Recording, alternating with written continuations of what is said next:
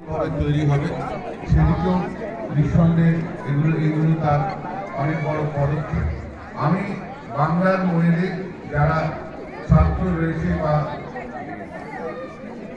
এখনো ছাত্র রয়েছে যারা, তাদের কাছে এইটুকুই বলবো যে এটা একটা এনকারেজিং থিং, এবং যারা এইসব খেলাধুলো করে নিজেদের তৈরি করতে পারবে তাদের সব দিক দিয়েই ভালো, শারীরিক তো ভালো, এবং আগামী দিনে হয়তো নিজেদের কেরিয়ারও তৈরি করতে পারবে।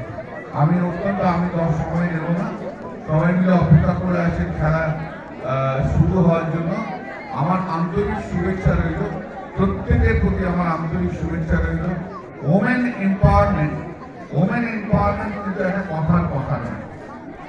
ওমেন এম্পাওয়ারমেন্ট হচ্ছে financial independence, economic stability, economic independence, education, sports.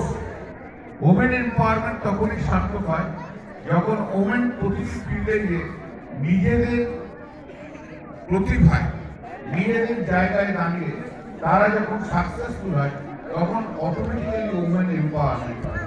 Women এম্পাওয়ারমেন্টে যে ইকুয়ালি ফাইট করতে গেলে যে প্রতিটি পদক্ষেপ, প্রতিটি জায়গায় সমানভাবে লড়াই করতে হবে এবং সমানভাবে পরিশ্রম করতে হবে।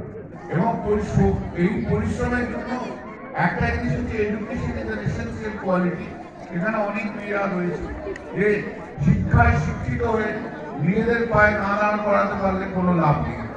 আগে শিক্ষায় শিক্ষিত হও বা অন্য কোনো কাজ করে নিজেদের পায়ে নিজেদের দাঁড় করা, তবে ওমেন এম্পাওয়ারমেন্ট সার্থক হবে।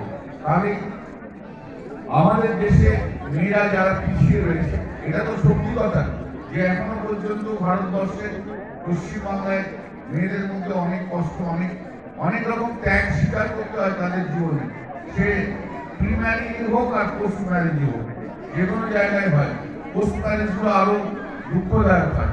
তাই জন্য ওমেন এম্পাওয়ারমেন্টে নিজের পায়ে দাঁড় করাতে হবে, পড়াশোনাও করতে হবে, খেলাধুলাও করতে হবে। এই কাবাডি প্রতিযোগিতা থেকে হয়তো একদিন এমন ভালো খেলোয়াড় তৈরি হবে যিনি ন্যাশনাল এবং ইন্টারন্যাশনাল লেভেলে আমাদের পশ্চিমবাংলার নাম উজ্জ্বল করবে। ধন্যবাদ, সবাই ভালো থাকবে।